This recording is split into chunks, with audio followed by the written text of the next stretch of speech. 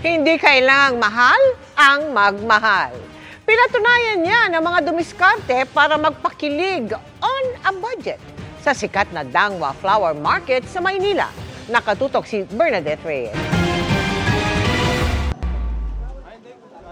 Sinuyod ni Enrico ang Dangwa para mag-DIY ng bouquet of flowers. Nakatipid na raw, priceless pang maituturing ang kanyang regalo dahil A for effort. Mahal po kasi paggawa po dito po talaga, kaya ako na po mismo nag-aral po para magawa ko po. Practical rin si Liam na sa halip na sariwang bulaklak, handmade paper flowers ang ibibigay sa nililigawan. Mas magtatagal po siya. Kagaya ng pagmamahal mo?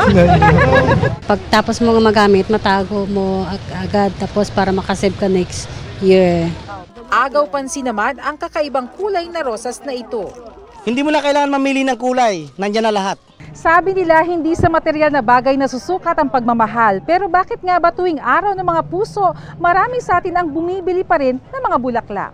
Hindi po yung nagbabase sa mahal, pero yung nararamdaman nyo po kung anong klaseng bulaklak yung ibibigay nyo po para sa kanya. Wala naman po sa presyo.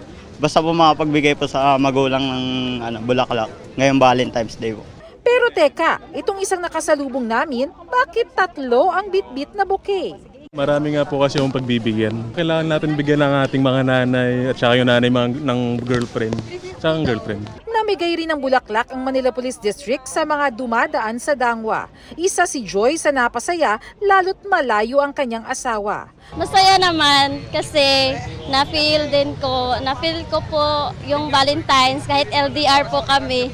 Para sa GMA Integrated News, Bernadette Reyes, Nakatutok, 24 Oras.